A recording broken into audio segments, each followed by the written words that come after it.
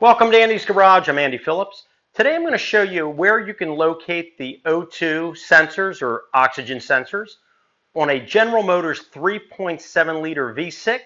This is an engine that was used on some of the old Firebirds, some of the other vehicles as well. Let's go ahead and get started. Now, unlike a lot of your normal vehicles that maybe you've worked on where normally you have the O2 sensors and they come usually in groups of twos. So you might have two or you might have four if you have two banks, things like that. Normally what you have is you have an O2 sensor on the upstream.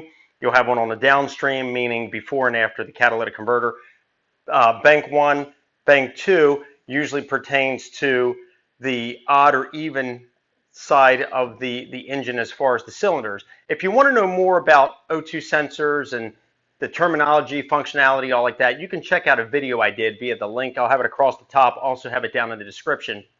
You can check that out if you want to go into more depth. I'll also have some other videos pertaining to O2 sensors in general. But unlike that, this particular 3.7 liter GM vehicle actually only uses three O2 sensors. You have two upstreams and one downstream. Here's a quick diagram kind of showing you the layout. Looking at this diagram, you have the engine there at the front. You have one upstream O2 sensor located on bank 1, which is on your cylinder 1 side. The exhaust manifold is shown here. And then the other one is located on bank 2, which is your cylinder 2 side, as shown here.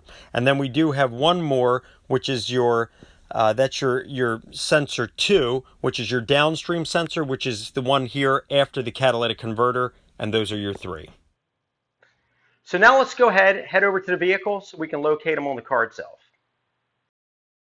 Approaching the vehicle here, we have the engine. There's your alternator coming along right down here in this corner. If we look down here, you see your exhaust manifold, you see your spark plugs, and all the way down there, that is your O2 sensor on bank 2, tucked down there. And if we see here, come up here near the top,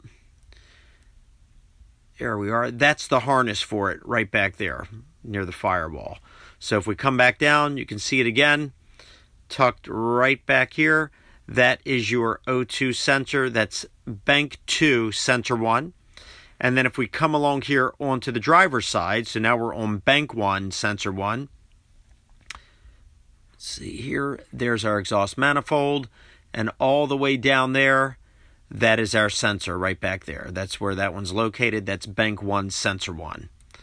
So let's head underneath. If we come underneath, we're here on the driver's side looking from the bottom. You can also see the sensor right here. So if you're going to be doing work with that sensor, removing it and things, it might be easier just to get to it here from the bottom. You can see how it's a lot better access. It's closer. You can get to it from the top, but I think from the bottom gives you a better shot. So let's head over to bank 2, and I'll show you where that one is if we're looking at that one here from the bottom. So coming along here, if we look right up there, same thing, easier access. There it is, bank 2, sensor 1, and we're looking here from the bottom. You can get to it nice and clear with no problems right there. So now let's head to the sensor 2, which is our downstream below the catalytic converter, and I'll show you where that one is. So moving along here on the bottom, you can see there's the catalytic converter straight ahead, and then right past it, that is our sensor 2. And as we mentioned earlier, that's our third and only sensor left. So there's only one downstream, and I'll get a little bit closer so you can see it. Right there where the exhaust pipe bends. It's right before the bend, directly right after the catalytic converter. Clear access right here on the side as well if you need to get to it. It's right there, easily accessible right from the bottom. And those are our three sensors. Well, that wraps up this video on where you can find the O2 sensors on a General Motors 3.7 liter V6. As we saw here, the particular vehicle we were looking at was a Pontiac Firebird. If you want to see some videos pertaining to that vehicle specifically, I'll also have those down in the description. But that wraps up this video.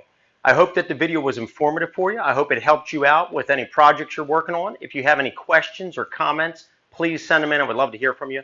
As always, I appreciate all the support, so please like this video, subscribe to my channel as I'm constantly posting new content, and I'll see you next time.